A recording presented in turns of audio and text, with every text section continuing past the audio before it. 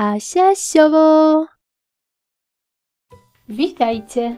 Dziś pokażę Wam, jak zrobić makową choinkę z ciasta francuskiego. Szczegółową listę wszystkich potrzebnych przedmiotów znajdziecie w opisie tego filmu. W misce mieszam puszkę masy makowej z łyżką miodu. Możecie też sami zrobić masę makową. Następnie rozwijam płat ciasta i układam na nim drugi płat.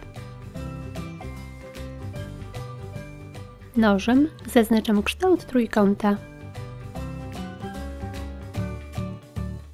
Usuwam nadmiar ciasta. Taki sam trójkąt wycinam z drugiego ciasta. Tu robię też gwiazdę i odkładam nadmiar ciasta. Trójkąt pokrywam masą.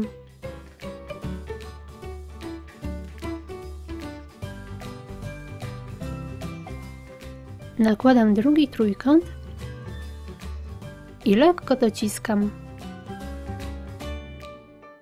Przez środek delikatnie zaznaczam pień drzewa.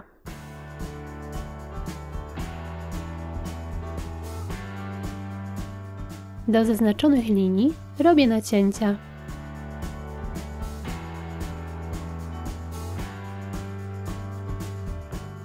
To samo robię z drugiej strony.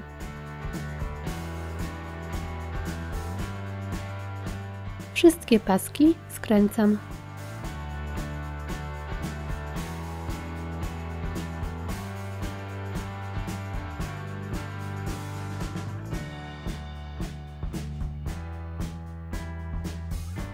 Na górze mocuję gwiazdę.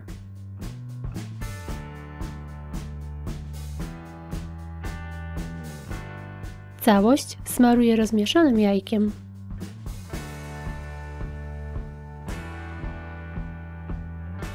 Wstawiam do piekarnika nagrzanego do 200 stopni. Piekę choinkę przez około 20-25 minut, aż się zarumieni. I gotowe! Taka choinka będzie świetnym deserem nie tylko na święta, ale i Sylwestra czy karnawał. Masę makową możecie oczywiście zastąpić twardą marmoladą lub masą serową. Zachęcam Was do subskrypcji mojego kanału. Pozdrawiam! Pa, pa!